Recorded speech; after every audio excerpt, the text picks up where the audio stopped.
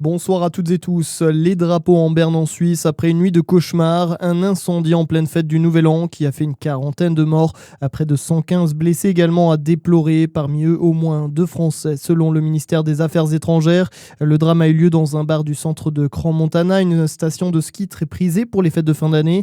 La piste d'un attentat a été rapidement écartée par les autorités.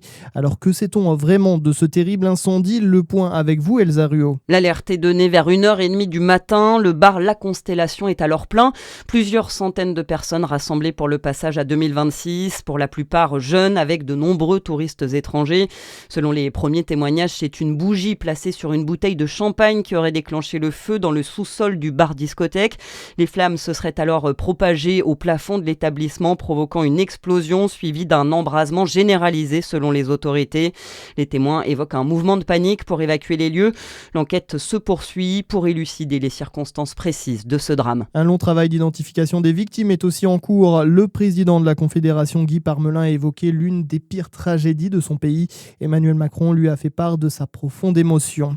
Dans l'Hexagone, quelques incidents en marge des festivités du Nouvel An. 813 voitures auraient été incendiées selon la police lors de la Saint-Sylvestre. Un bilan qui serait un peu en baisse comparé aux 984 véhicules brûlés l'an passé.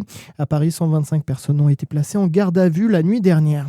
Une nouvelle attaque informatique paralyse les sites internet de la Poste et la Banque Postale. Depuis ce matin, impossible de s'y connecter. Aucune donnée personnelle n'aurait fuité, mentionne le groupe postal, mais certains paiements par carte ou en ligne restent indisponibles.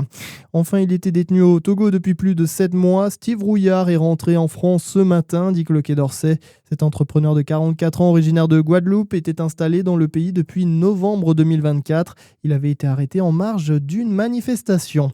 Bon début d'année à tous.